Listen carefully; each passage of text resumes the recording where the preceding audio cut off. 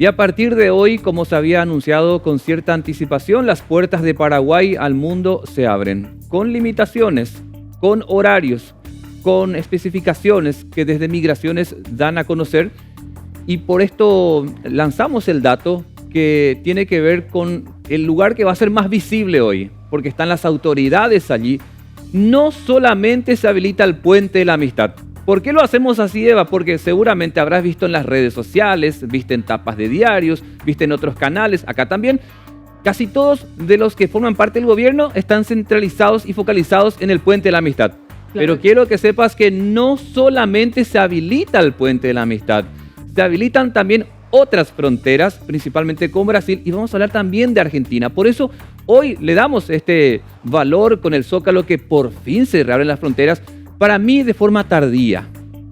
Pasó mucho tiempo, sobre todo teniendo en cuenta lo que representa económicamente ese paso fronterizo con Brasil, ¿verdad? Y no sabemos de hecho si va a ser suficiente lo que se propone, porque hay un protocolo que tiene aún muchas salvedades y vamos a ir debatiéndolo, presentándotelo en el transcurso de esta mañana. Vamos a la presentación de este tema editorial que lo presentamos para vos, lo que pensamos como medio. Tenemos unas placas informativas. Fíjate lo que se llama régimen de tránsito libre. En el decreto figura 3 ciudades específicas. Y son Ciudad del Este, Pedro Juan Caballero y Salto del Guairá. Quisiera leer rápidamente manteniendo esta placa directora. Rápido, dice el decreto: establecer que los connacionales, extranjeros residentes y extranjeros no residentes turistas que deseen ingresar a la República del Paraguay deberán realizar su registro migratorio, presentar los requisitos exigidos y cumplir con las medidas sanitarias dispuestas por el Ministerio de Salud. Y además dice, se exceptúa de estas exigencias a las personas que ingresen bajo el régimen de tránsito libre contemplados en el artículo 5 de esta resolución. Fíjate, son las 3 ciudades en las que rige de lo que se está exceptuando. En la siguiente placa, por favor, directora, otro detalle. ¿Cómo va a ser Ciudad del Este, por lo menos la organización que está estableciendo el gobierno? Así es, presta mucha atención porque se realizaron cambios, sobre todo en el horario. El establecido es de 5 a 14 horas, de 5 de la mañana a 2 de la tarde, con 3 carriles de ingreso exclusivamente para vehículos en esta primera fase de apertura, que tendrá una duración de 15 días. Posteriormente se procederá al ingreso peatonal, siempre según criterio sanitario. La siguiente placa para ver cómo va a ser en Pedro Juan. El horario establecido en Pedro Juan Caballero es de 9 de la mañana a 22 horas, a 10 de la noche, con carriles de ingreso también exclusivamente para vehículos en esta primera fase, duración de 15 días, y luego también vamos a proceder al ingreso peatonal según lo que indica el Ministerio de Salud. ¿Cómo será en la siguiente ciudad? Vamos a la otra placa. Vamos hasta Salto del Guairá con el horario de 6 a 21 horas, de 6 a 9. También carriles exclusivos para vehículos, 3 son los habilitados, fase de apertura con una duración de 15 días y luego, tras una revisión, se va a proceder al ingreso peatonal. Y la siguiente placa trae otro dato muy importante, el tiempo de permanencia. Todas las personas que ingresen al país bajo este régimen de tránsito libre tendrán que abandonar el mismo dentro de las 24 horas. Y quisiera puntualizar, mirando aquí la resolución, dice en su artículo 5, disponer el ingreso bajo el régimen de tránsito libre para el ingreso y egreso de personas que residen en las ciudades fronterizas de Ciudad del Este, frontera con Foz de Iguazú, Pedro Juan Caballero, frontera con Ponta Porá, y Salto del Guairá, frontera con Mundo Nuevo, Guairá, y que realicen sus actividades dentro de un perímetro de 30 kilómetros de las citadas ciudades fronterizas con la República Federativa del Brasil. El ingreso requerirá el uso de las mascarillas de forma obligatoria. Claro, todo el protocolo que ya conocemos va a ser aplicado con mayor rigurosidad, suponemos, ¿verdad? Dato no menor es el que mencionabas, Diego, 30 kilómetros. Sí. Creo yo que va a ser un poco difícil poder hacer un control de esto. También se habló y mencionaba justamente esta mañana el canciller que solamente es para personas que vivan en estas ciudades fronterizas. Es decir, uno de Asunción no podría realizar este viaje o no podría pasar la frontera e irse a Foz, por ejemplo. Bueno, en la siguiente placa te mostramos otros datos y vamos cerrando lo que tiene que ver con lo que se va estableciendo desde el gobierno. ¿Esta reapertura del tránsito aéreo para cuándo quedó? Silvio Petirosi y también el aeropuerto Guaraní van a estar activos desde el próximo miércoles 21 de octubre, sumado evidentemente a los vuelos humanitarios que ya se vienen realizando y también a los vuelos burbuja que se tienen con Uruguay. Si nos queda una última placa, directora, cerramos acá esta presentación de los datos relevantes que se dan a conocer cuando llega el día D para estas ciudades que son las que cobran mayor visibilidad. Antes de pasar la palabra a nuestros compañeros que van a formar parte de esta opinión que la generamos aquí en este espacio editorial con Renato y Carlos, quiero mostrarte cómo está ahora el Puente de la Amistad. Esta imagen que estaban viendo se ve después de casi 7 meses. ¿Por qué? ¿Sabes por qué, Eva? Porque había paso liberado para mercaderías.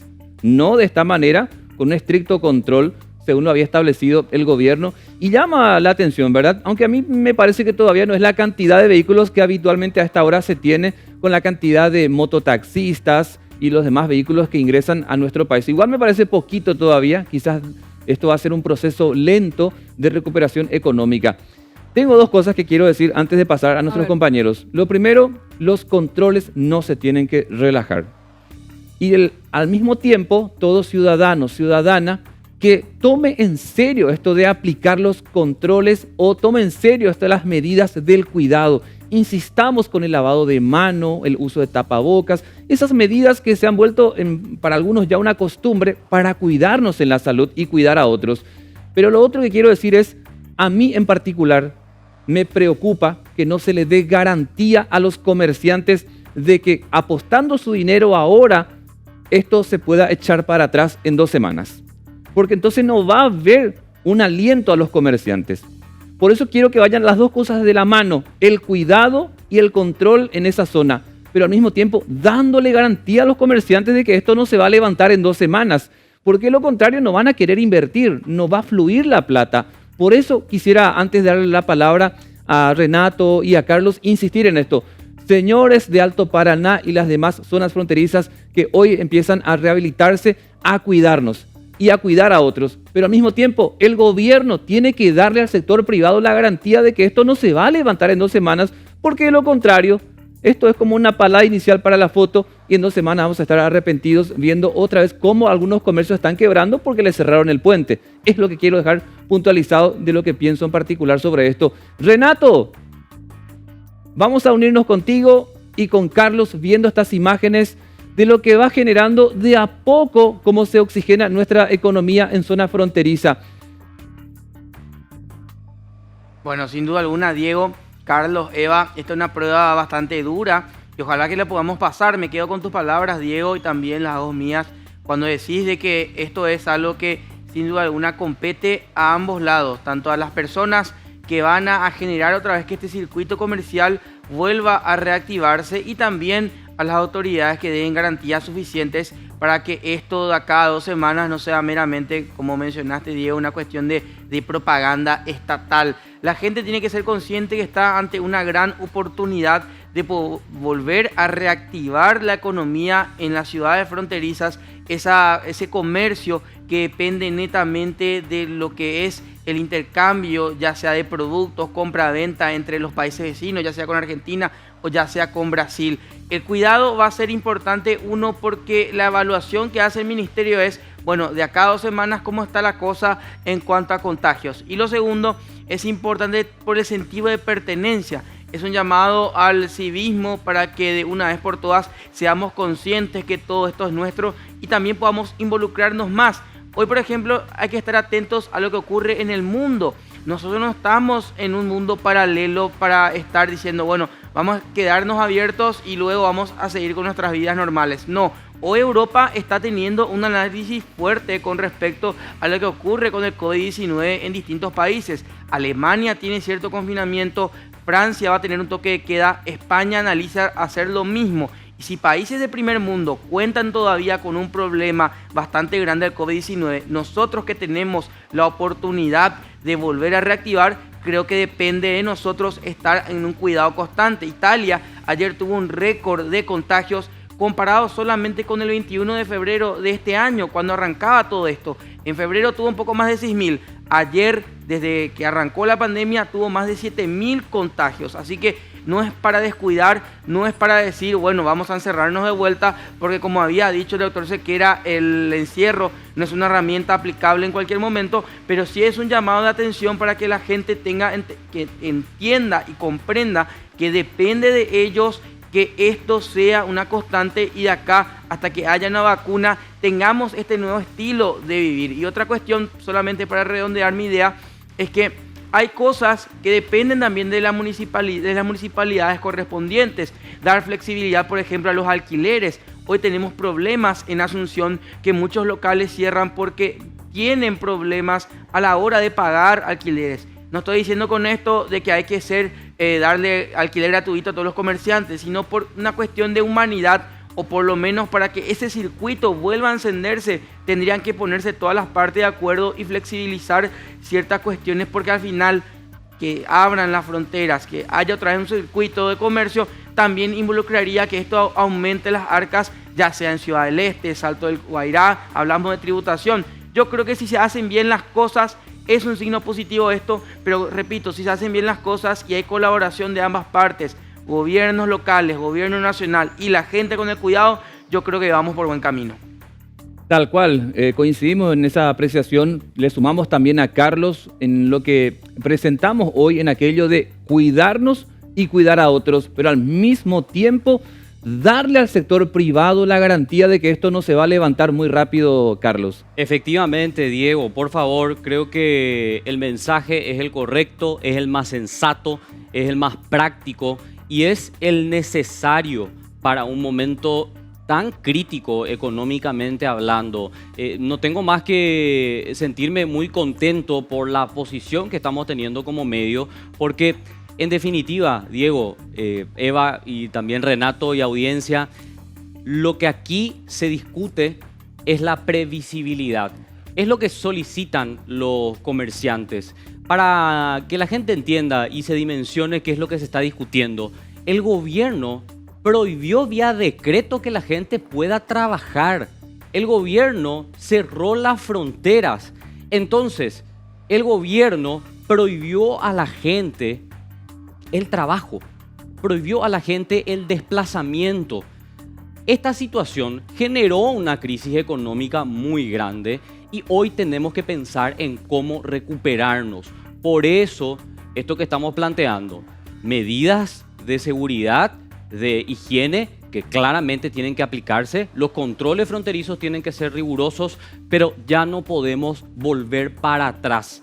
Y es importante insistir con esto porque de lo contrario no vamos a tener una economía que se recupere. Y quiero mostrarles, compañeros, si me permiten, lo que decía al respecto el director de Vigilancia Sanitaria esta mañana a las 7:30 am, porque es importante y tiene que ver con esto que estamos hablando. Y la cuestión es la siguiente. ¿Qué va a pasar próximamente con la cuarentena? En 15 días tendría que hacerse una evaluación. Es lo que ya confirmó Guillermo Sequera y de hecho está también en la resolución que estabas compartiendo, Diego. Ahora, en 15 días, ¿podría cambiar la situación en el sentido de volver a cerrar las fronteras? ¿Qué respondió Guillermo Sequera puntualmente al respecto? Creo que no vamos a encontrar ningún cambio en la primera evaluación que vamos a hacer. La evaluación de migraciones será un poco más interesante en cuanto al movimiento de la gente. Más adelante dijo, la siguiente fase, que es la apertura del movimiento peatonal, se va a dar desde el punto de vista epidemiológico. La transferencia de riesgo no es mayor ni de un lado ni de otro. En 15 días se va a presentar este informe sobre la situación epidemiológica y aquí viene la parte importante. Creemos que no hay condiciones para un rebrote epidemiológico. Entonces, teniendo estos datos estadísticos o estas proyecciones, ¿qué es lo que responde Guillermo Sequera sobre la posibilidad de volver atrás? Nosotros creemos que estamos muy lejos a una posibilidad de nuevo cierre. Si ocurre, es muy difícil que tomemos la decisión que tomamos en marzo. Tiene que ser muy catastrófico, es lo que precisaba el director de Vigilancia de la Salud, Guillermo Sequera. No vamos a volver a un cierre de frontera. Gracias, Carlos, y te mostramos imágenes en vivo, imágenes que recibimos desde el Alto Paraná. Este es el sitio. ¿Tiene audio? Bueno, vamos a escuchar en parte, sí, por supuesto. A ver. Más allá de salud, sabemos que es un problema sanitario, pero desde un principio todas las carteras del Estado colaboraron y entendieron la prioridad de salud, ¿verdad? Y se dieron en muchísimos aspectos. Y hoy esto es producto un poco también de eso, ¿verdad? La complejidad del trabajo de esto, que supera mucho más allá de lo sanitario, inclusive económico, político. Acá hay aspectos muy complejos de una ciudad fronteriza con un vigor, ¿verdad? Con una fuerza política también, ¿verdad? Y económica, con la cual hay que saber manejarse y entender las prioridades locales y resolverlas, ¿verdad? Como debe ser. Yo creo que la apertura obviamente no puede ser 100%. Como siempre decimos, no vamos a volver a la normalidad de manera tan rápida como era antes, pero da poquito. Ya le conocemos cada vez más al virus, sabemos bien cómo es el contagio y bueno, hay cosas muy sencillas como el uso del tapaboca, el distanciamiento físico, el lavado de manos, son cosas que tenemos que incorporar. Nos ayuda para controlar el COVID, nos ayuda para controlar un montón de otras enfermedades también, ¿verdad? Lo vemos, hay un descenso histórico de la diarrea, por ejemplo, a nivel nacional, descenso histórico de un montón de enfermedades infanto-juveniles. Prácticamente las terapias neonatales estuvieron vacías este año. Yo siempre digo, los pediatras no trabajaron este año, ¿verdad? Entonces hay muchas cosas positivas que tenemos que sacar de esto. Fue un golpe duro para la salud nacional, pero también le dio fuerza, ¿verdad? Hoy, históricamente, después de tener 8 o 10 camas de terapia intensiva, el Alto Paraná cuenta con más de 50 camas de terapia intensiva para adultos, para niños. La verdad que tenemos que sacar cosas positivas y esa es una de ellas. Doctor, para cerrar, insistir en el control, insistir en el cuidado personal. Claro, y la responsabilidad del sector comercial, debo destacar, ¿verdad? Y el compromiso de ellos de entender de que esto no es un problema que el Ministerio de Salud es el que tiene que controlarte y estar viendo si cumplir o no cumplir. Es un compromiso, porque si ocurre un brote en tu negocio, es un problema al final económico para vos, ¿verdad? Entonces, cuidemos la salud, porque cuidando la salud cuidamos la economía. Gracias. Dale. Estoy también en compañía del ingeniero Daniel Ramírez, él es asesor de responsabilidad social de Itaipú Binacional. Itaipú Binacional acompañó... Bueno, estamos viendo imágenes en vivo, en directo, desde la zona migratoria que tiene Ciudad del Este con Foz de Iguazú, donde habitualmente vos pasás y haces de pronto algún trámite que te permite para permanecer los días que corresponde según los decretos en relación a lo que se tenía antes de la pandemia. Bueno, yo te cuento, Eva, que cuando no había pandemia, habitualmente la gente a pie pasaba, claro, pero a miles de los que venían de Brasil. Y fíjate, por ejemplo, lo que es el Puente de la Amistad en este momento, de qué modo se encuentra. Para ir cerrando, en lo que hace a la postura que tenemos como medio de comunicación en relación a la reapertura de fronteras. Y tiene que ver con el primer detalle, la salud en primer lugar. Y reiteremos esto, que hasta el hartazgo cansa seguramente. Lavado de manos, agua y jabón, tapabocas, el distanciamiento, eso en cuanto a la salud. Pero al gobierno, no responsabilizando al sector comercial siempre. Al gobierno, no poniendo sobre el pueblo toda la responsabilidad. El gobierno tiene que darle también tranquilidad y estabilidad anímica a los comerciantes, porque si no, no van a sacar la billetera y no van a apostar a la economía, porque se dicen, bueno, en 2 semanas se levanta esto, no voy a gastar. Entonces no va a haber otra vez reactivación económica, Eva. Claro, que no quede esa incertidumbre justamente que decís. Lo decía Sequera, la responsabilidad de los comercios. Y como decía, si hacemos énfasis, Diego, Carlos, Renato también, que nos acompañan en este espacio editorial, si nosotros como ciudadanos tenemos que cuidarnos, y ustedes como gobernantes nuestros, como encargados de cuidar nuestra salud, sobre todo la salud pública, tienen que tener las condiciones o tienen que preparar ese sector sanitario para recibir a la gente, porque evidentemente ya no hay marcha atrás. Supongamos que haya un rebrote, que es poco probable, según indicaba Sequera, pero económicamente ya no hay forma de retroceder. Tenemos que seguir cuidándonos como ciudadanía y ustedes gobernantes tienen que cuidarnos porque para eso están ahí. Tenemos que preparar y sobre todo que esto quede como precedente en todos los estamentos económicos, de educación, de seguridad, del medio ambiente, de salud, para poder prepararnos para otro posible brote, otra posible pandemia o epidemia en nuestro país. Lo último que digo para cerrar ya, agradeciendo a los 3 chicos que forman parte de este espacio editorial, es previsión. Tienen que armar un plan a corto, mediano y largo plazo. Para eso quisieron estar en la función pública, háganlo y no perjudiquen más a la economía.